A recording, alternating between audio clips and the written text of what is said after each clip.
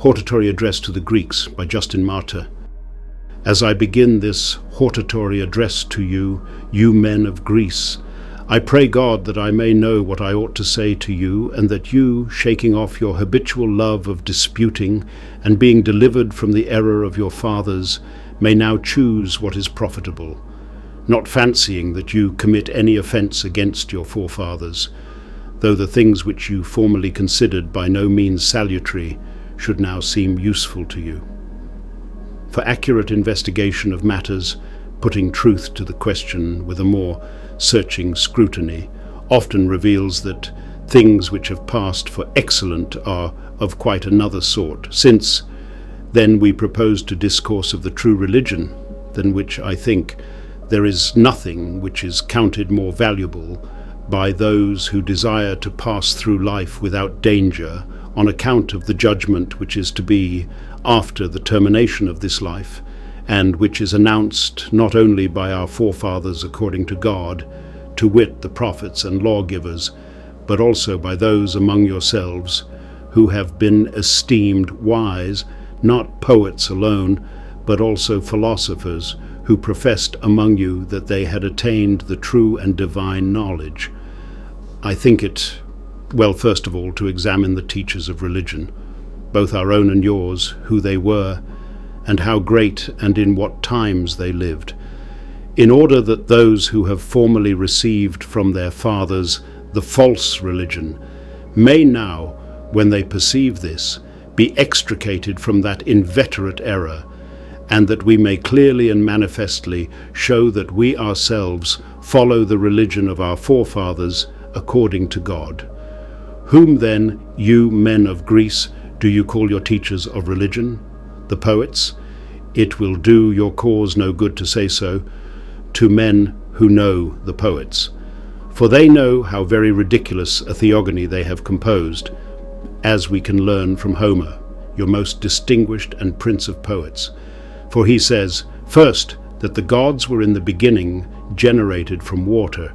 for he has written thus, both ocean, the origin of the gods, and their mother Tethys. And then we must also remind you of what he further says of him, whom you consider the first of the gods, and whom he often calls the father of gods and men. For he said, Zeus, who is the dispenser of war to men. Indeed, he says that he was not only the dispenser of war to the army, but also the cause of perjury to the Trojans by means of his daughter. And Homer introduces him in love, and bitterly complaining and bewailing himself, and plotted against by the other gods, and at one time exclaiming concerning his own son, Alas, he falls, my most beloved of men. Sarpedon, vanquished by Patroclus, falls, so will the fates. And at another time, concerning Hector, I behold a warrior dear to me around the walls of Ilium driven, and grieve for Hector. And what he says of the conspiracy of the other gods against Zeus, they know who read these words, when the other Olympians, Juno and Neptune and Minerva, wished to bind him. And unless the blessed gods had feared him, whom gods call Briareus, Zeus would have been bound by them. And what Homer says of his intemperate loves, we must remind you in the very words he used. For he said that Zeus spoke thus to Juno, For never goddess poured, nor woman yet, so full a tide of love into my breast. I never loved Ixion's consort thus, nor sweet Acrisian Danae, from whom sprang Perseus, noblest of the race of man, nor Phoenix' daughter fair, of whom were born Minos, unmatched, but by the powers above, and Rhadamanthus, nor yet Semele, nor yet Alcmene, who in Thebes produced the valiant Hercules. And though my son, by Semele, were Bacchus, joy of man,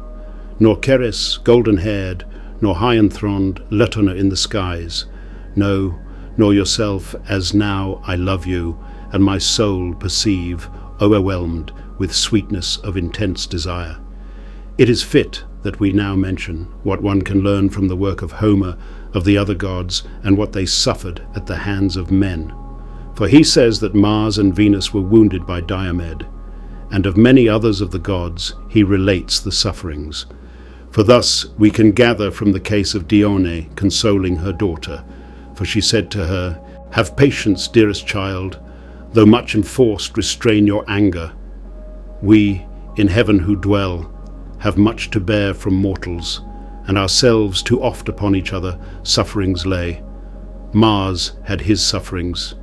By Aleus' sons, Otus and Ephialtes, strongly bound, he 13 months in brazen fetters lay. Juno, too, suffered, when Amphitrion's son thro' her right breast a 3-barbed arrow sent. Dire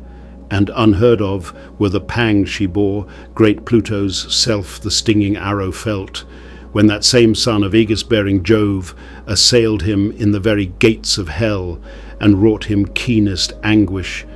Pierced with pain, to high Olympus, to the courts of Jove, groaning he came,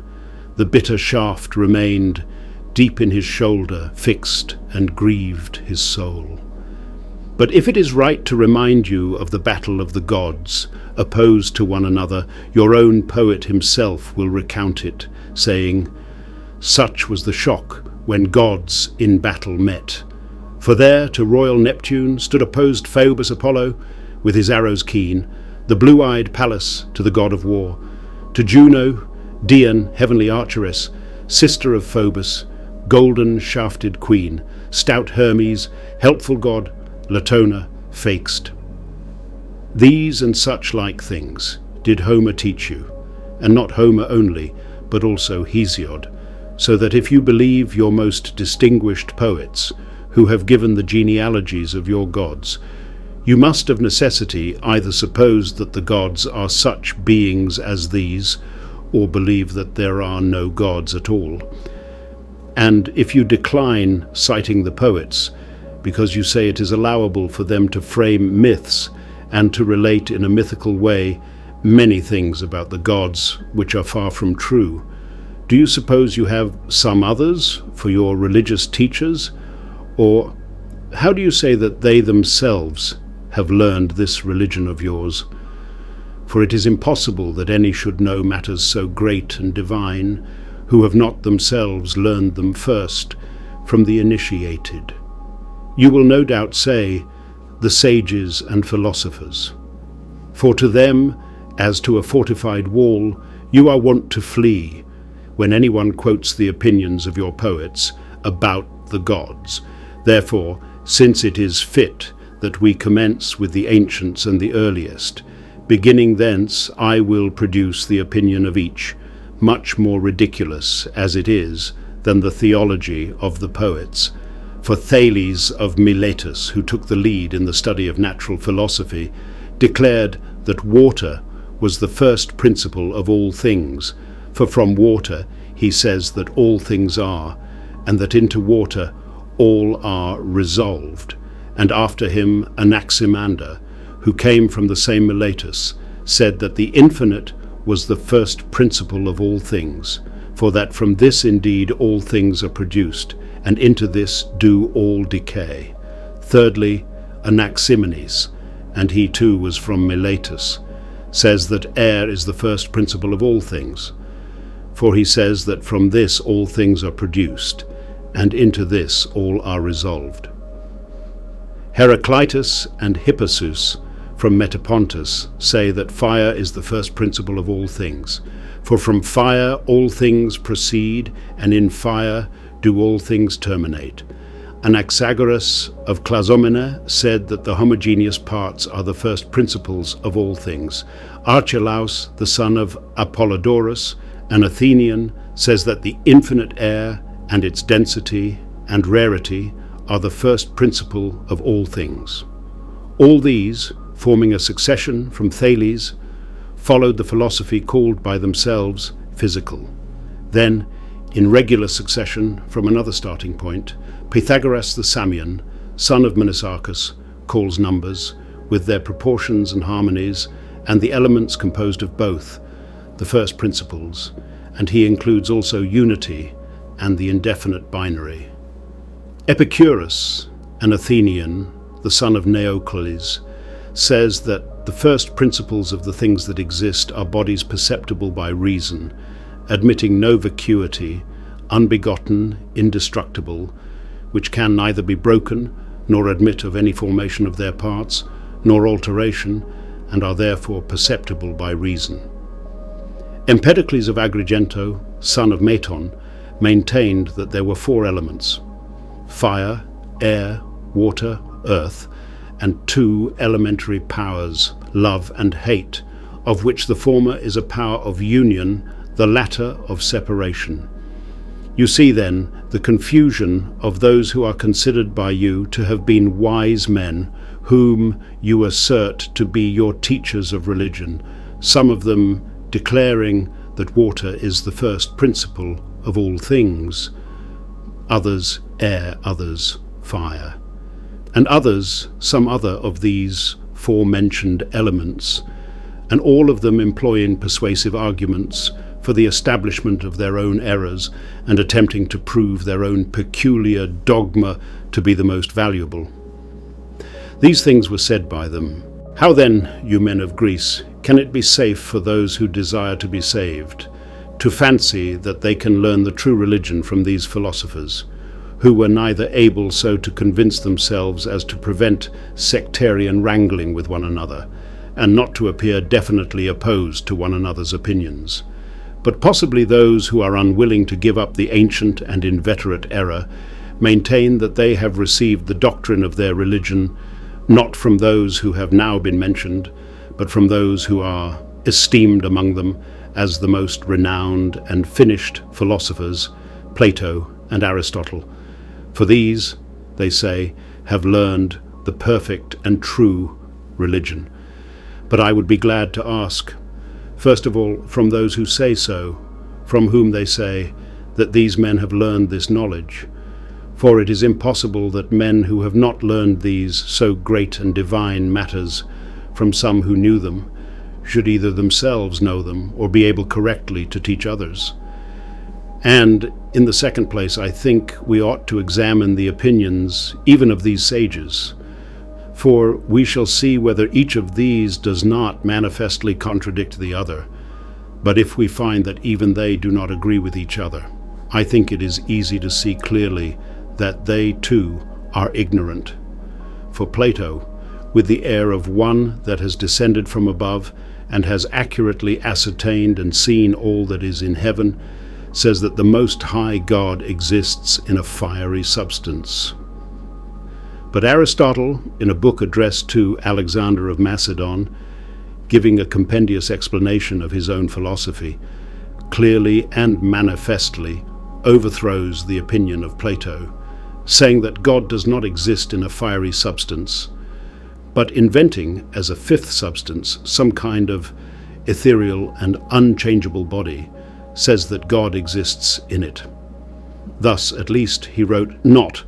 as some of those who have erred regarding the deity say, that God exists in a fiery substance. Then, as if he were not satisfied with this blasphemy against Plato, he further, for the sake of proving what he says about the ethereal body, cites as a witness him whom Plato had banished from his republic as a liar,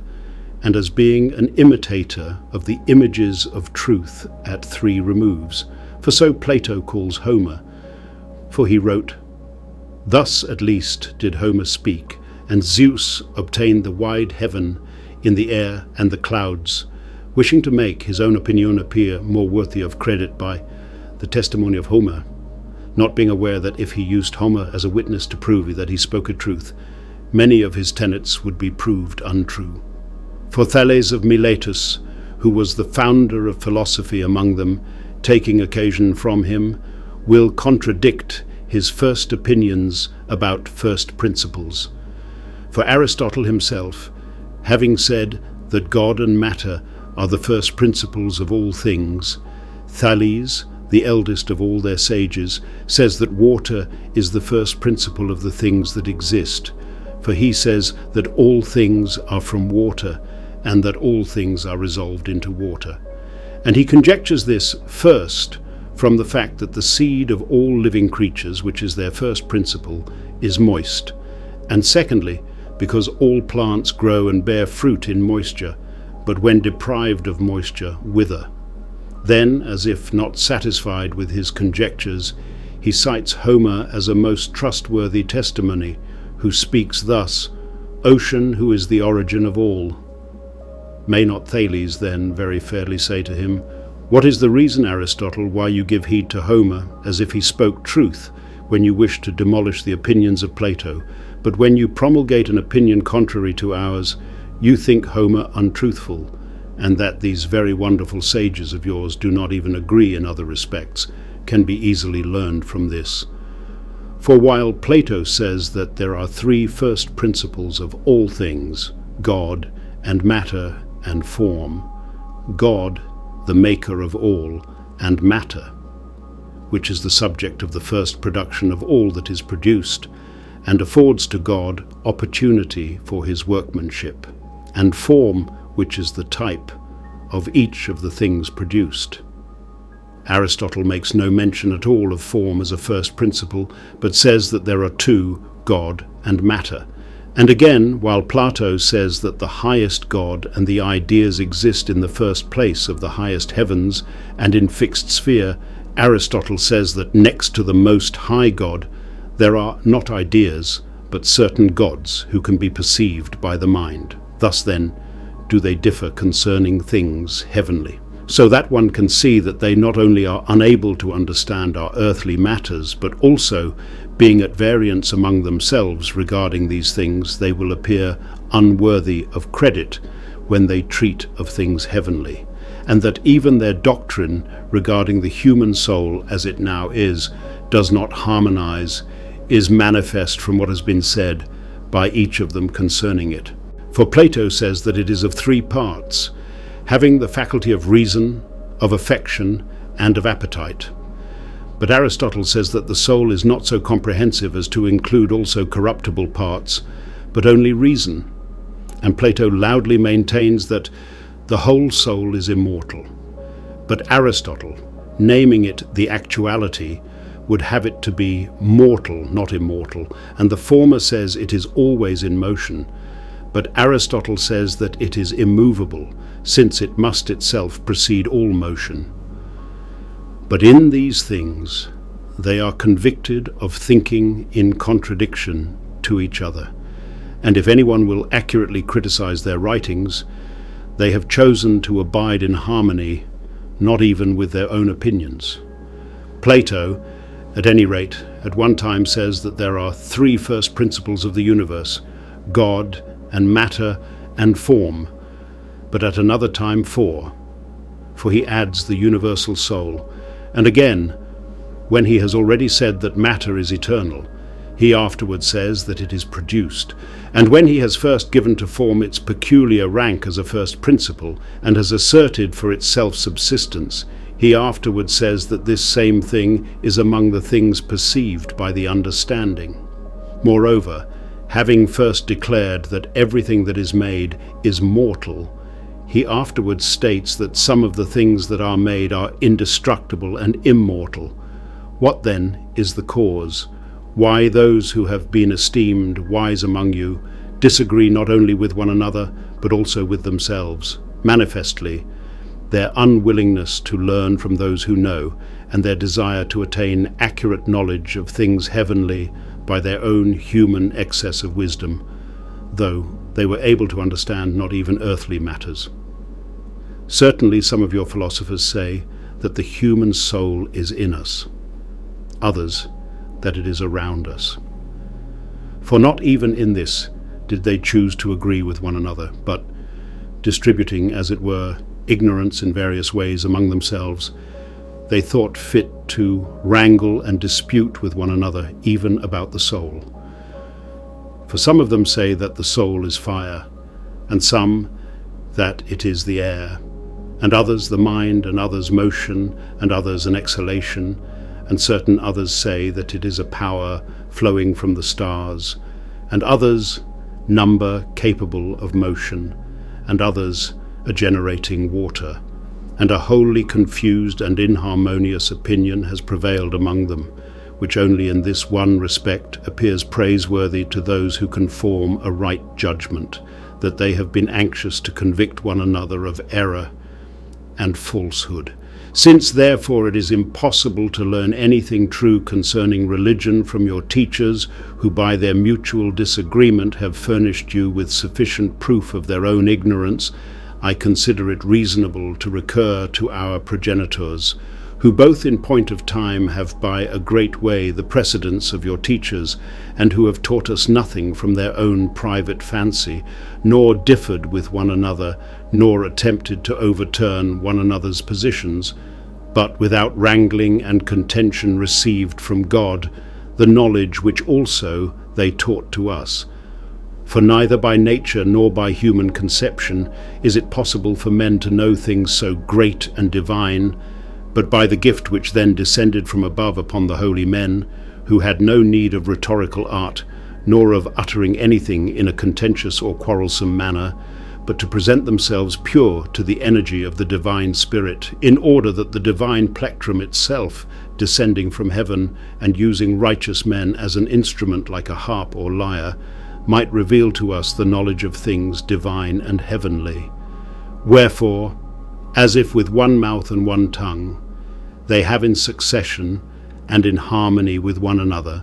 taught us both concerning God and the creation of the world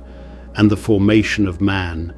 and concerning the immortality of the human soul and the judgment which is to be after this life, and concerning all things which it is needful for us to know, and thus in various times and places have afforded us the divine instruction. I will begin, then, with our first prophet and lawgiver, Moses, first explaining the times in which he lived, on authorities which among you are worthy of all credit. For I do not propose to prove these things only from our own divine histories, which as yet you are unwilling to credit on account of the inveterate error of your forefathers, but also from your own histories, and such too as have no reference to our worship,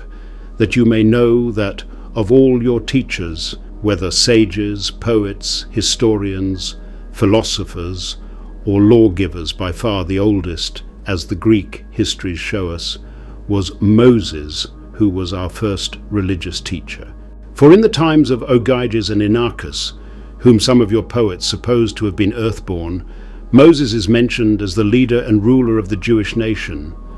For in this way he is mentioned both by Polemon in the first book of his Hellenics, and by Apion son of Posidonius in his book Against the Jews, and in the fourth book of his history, where he says that during the reign of Inachus over Argos, the Jews revolted from Amasis, king of the Egyptians, and that Moses led them. And Ptolemies the Mendesian, in relating the history of Egypt, concurs in all this, and those who write the Athenian history, Hellanicus and Philochorus, the author of the Attic history, Castor and Thallus and Alexander Polyhistor, and also the very well-informed writers on Jewish affairs, Philo and Josephus, have mentioned Moses as a very ancient and time-honored prince of the Jews. Josephus certainly, desiring to signify, even by the title of his work, the antiquity and age of the history, wrote thus at the commencement of the history: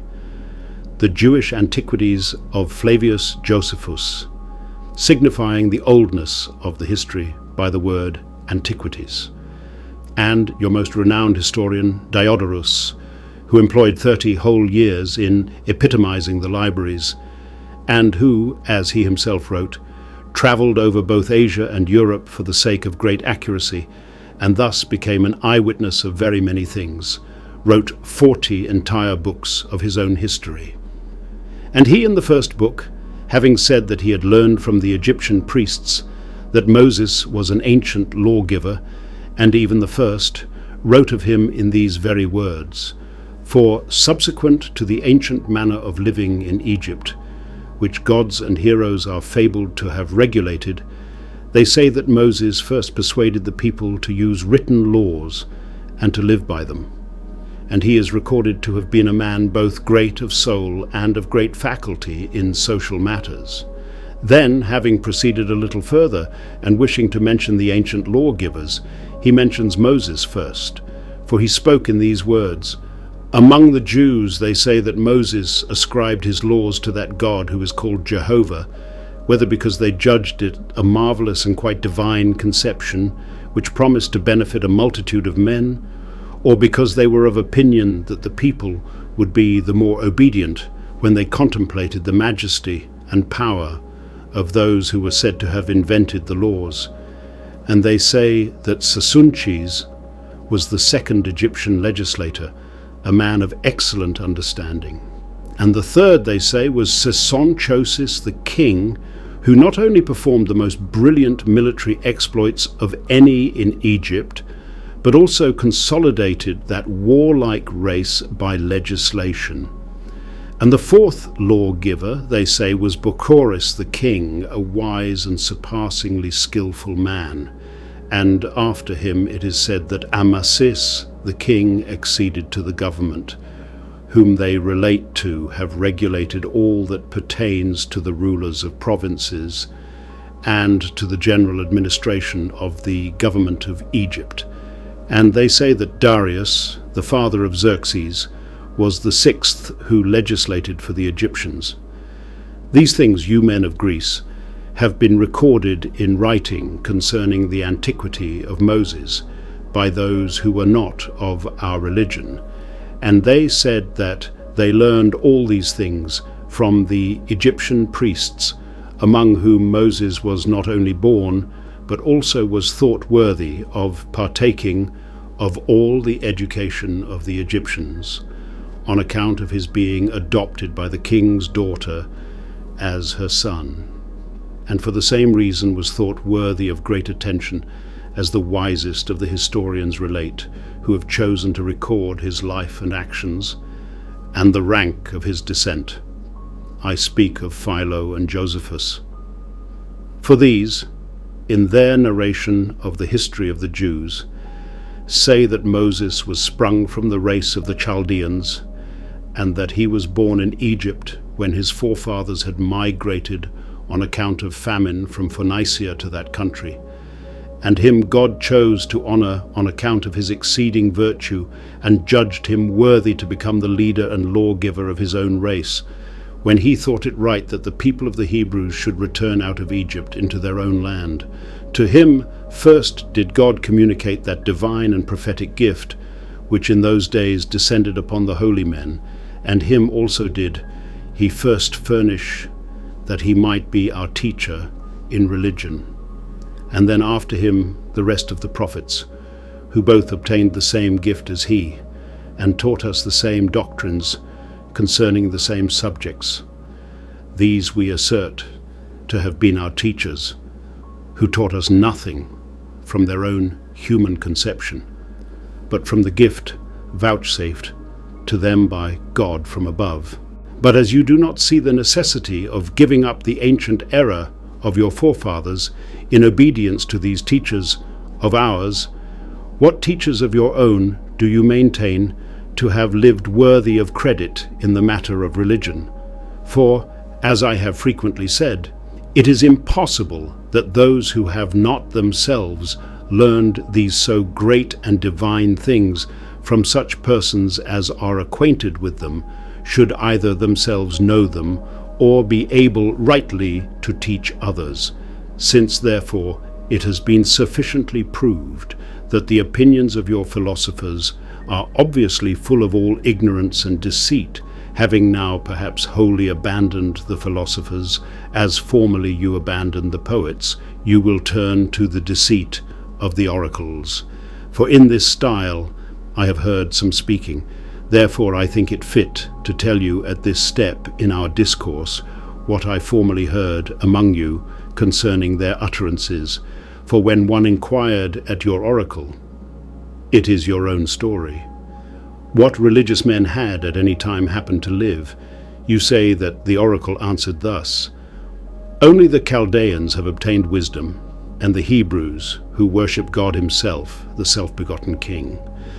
Since, therefore, you think that the truth can be learned from your oracles, when you read the histories and what has been written regarding the life of Moses by those who do not belong to our religion, and when you know that Moses and the rest of the prophets were descended from the race of the Chaldeans and Hebrews, do not think that anything incredible has taken place if a man sprung from a godly line and who lived worthily of the godliness of his fathers was chosen by God to be honored with this great gift and to be set forth as the first of all the prophets. And I think it necessary also to consider the times in which your philosophers lived, that you may see that the time which produced them for you is very recent and also short. For thus you will be able easily to recognize also the antiquity of Moses. But lest, by a complete survey of the periods, and by the use of a greater number of proofs, I should seem to be prolix, I think it may be sufficiently demonstrated from the following. For Socrates was the teacher of Plato, and Plato of Aristotle. Now these men flourished in the time of Philip and Alexander of Macedon, in which time also the Athenian orators flourished, as the Philippics of Demosthenes plainly show us. And those who have narrated the deeds of Alexander sufficiently prove that during his reign Aristotle associated with him. From all manner of proofs, then, it is easy to see that the history of Moses is by far more ancient than all profane histories. And besides, it is fit that you recognize this fact also, that nothing has been accurately recorded by Greeks before the era of the Olympiads, and that there is no ancient work which makes known any action of the Greeks or barbarians. But before that period existed only the history of the prophet Moses, which he wrote in the Hebrew character by the divine inspiration. For the Greek character was not yet in use, as the teachers of language themselves prove, telling us that Cadmus first brought the letters from Phoenicia and communicated them to the Greeks, and your first of philosophers, Plato, testifies that they were a recent discovery. For in the Timaeus he wrote that Solon, the wisest of the wise men, on his return from Egypt, said to Critias that he had heard this from a very aged Egyptian priest, who said to him, "O Solon, Solon, you Greeks are ever children, and aged Greek there is none." Then again he said, "You are all youths in soul, for you hold no ancient opinion derived through remote tradition, nor any system of instruction hoary with time. But all these things escape your knowledge, because for many generations the posterity of these ancient ages died mute, not having the use of letters. It is fit, therefore, that you understand that it is the fact that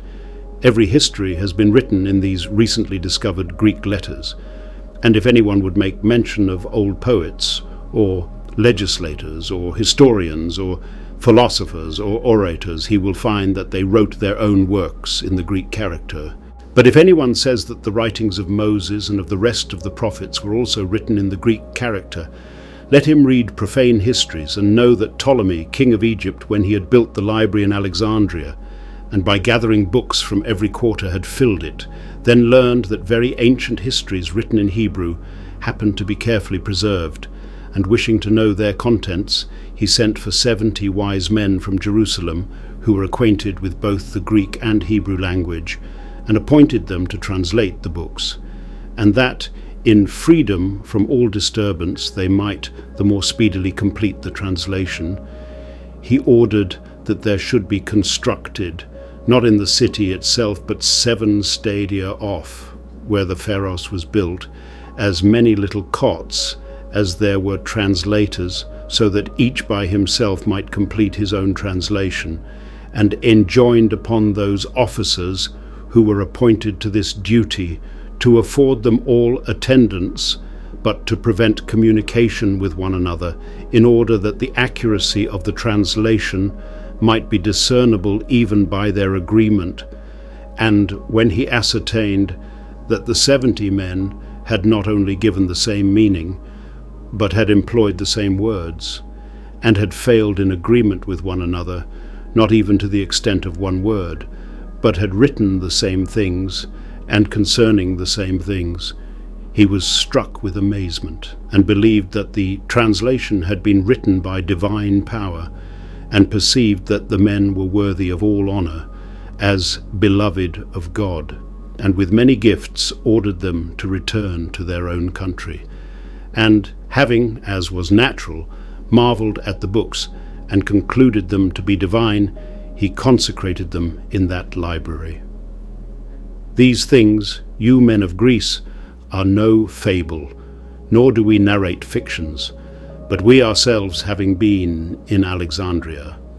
saw the remains of the little cots at the Pharos still preserved. And having heard these things from the inhabitants, who had received them as part of their country's tradition, we now tell to you what you can also learn from others, and specially from those wise and esteemed men who have written of these things, Philo and Josephus and many others. But if any of those who are wont to be forward in contradiction should say that these books do not belong to us, but to the Jews, and should assert that we in vain profess to have learned our religion from them, let him know, as he may from those very things which are written in these books, that not to them but to us does the doctrine of them refer. That the books relating to our religion are to this day preserved among the Jews has been a work of divine providence on our behalf, for lest by producing them out of the church we should give occasion to those who wish to slander us, to charge us with fraud, we demand that they be produced from the synagogue of the Jews, that from the very books still preserved among them it might clearly and evidently appear that the laws which were written by holy men for instruction pertain to us. It is therefore necessary, you Greeks, that you contemplate the things that are to be, and consider the judgment which is predicted by all, not only by the godly, but also by those who are irreligious, that you do not without investigation commit yourselves to the error of your fathers, nor suppose that if they themselves have been in error, and have transmitted it to you, that this which they have taught you is true. But looking to the danger of so terrible a mistake, inquire and investigate carefully into those things which are, as you say, spoken of even by your own teachers. For even unwillingly they were on your account forced to say many things by the divine regard for mankind, especially those of them who were in Egypt, and profited by the godliness of Moses and his ancestry. For I think that some of you, when you read even carelessly the history of Diodorus and of those others who wrote of these things, cannot fail to see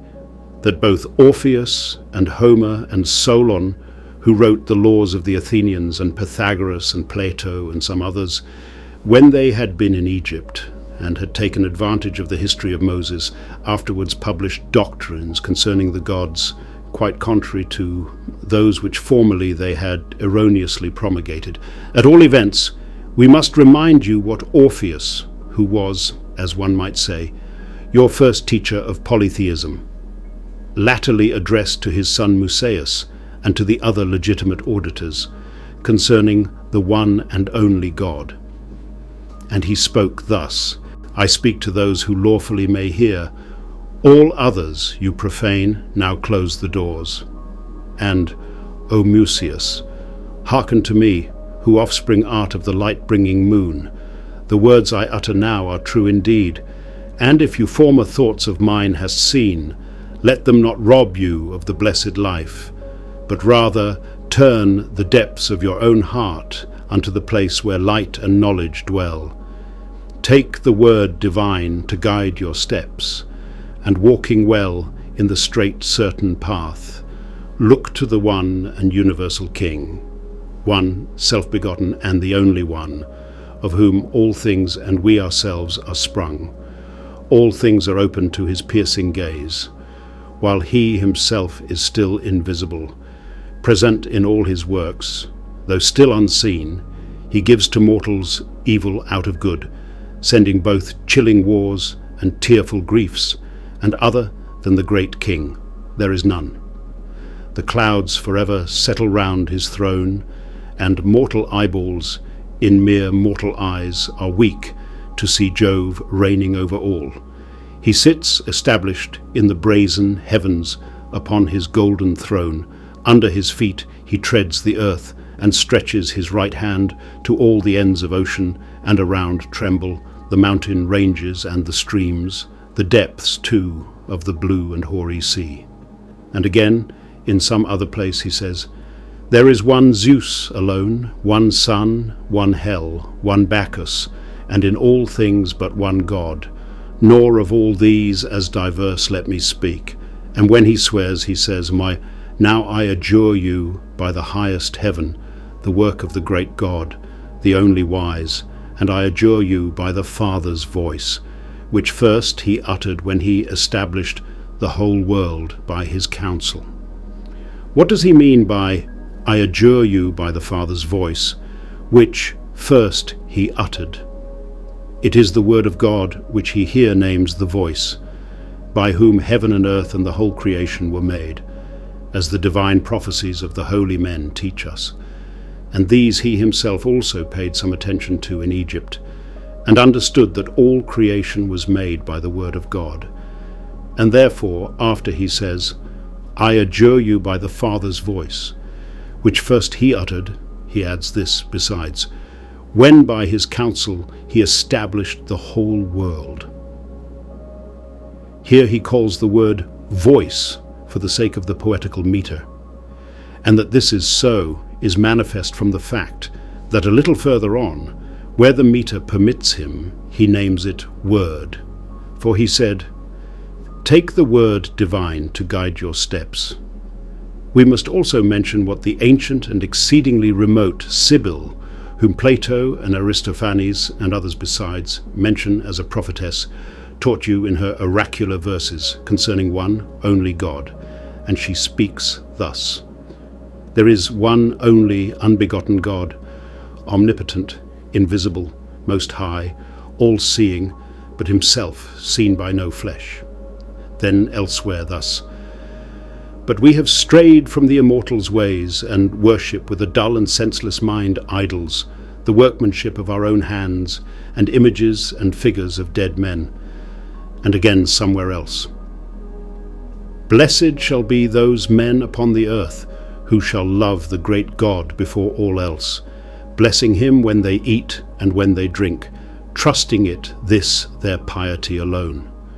who shall abjure all shrines which they may see, all altars and vain figures of dumb stones, worthless and stained with blood of animals, and sacrifice of the four-footed tribes, beholding the great glory of one God.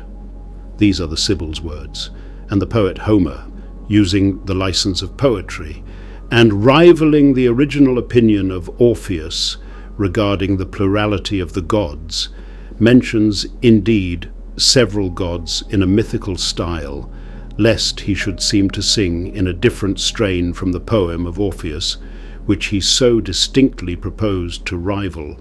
that even in the first line of his poem he indicated the relation he held to him. For, as Orpheus in the beginning of his poem had said, O goddess, sing the wrath of Demeter, who brings the goodly fruit, Homer began thus, O goddess, sing the wrath of Achilles, son of Peleus, preferring, as it seems to me, even to violate the poetical meter in his first line, than that he should seem not to have remembered before all else the names of the gods. But shortly after, he also clearly and explicitly presents his own opinion regarding one God only, somewhere saying to Achilles by the mouth of Phoenix, not though God himself were to promise that he would peel off my old age and give me the rigor of my youth, where he indicates by the pronoun the real and true God. And somewhere he makes Ulysses address the host of the Greeks thus: "The rule of many is not a good thing. Let there be one ruler." And that the rule of many is not a good thing, but on the contrary an evil, he proposed to evince by fact, recounting the wars which took place on account of the multitude of rulers, and the fights and factions, and their mutual counterplots. For monarchy is free from contention. So far, the poet Homer. And if it is needful that we add testimonies concerning one God, even from the dramatists, hear even Sophocles speaking thus: "There is one God, in truth there is but one, who made the heavens and the broad earth beneath, the glancing waves of ocean and the winds. But many of us mortals err in heart, and set up for a solace in our woes images of the gods in stone and wood, or figures carved in brass or ivory, and, furnishing for these our handiworks, both sacrifice and rite magnificent, we think that thus we do a pious work."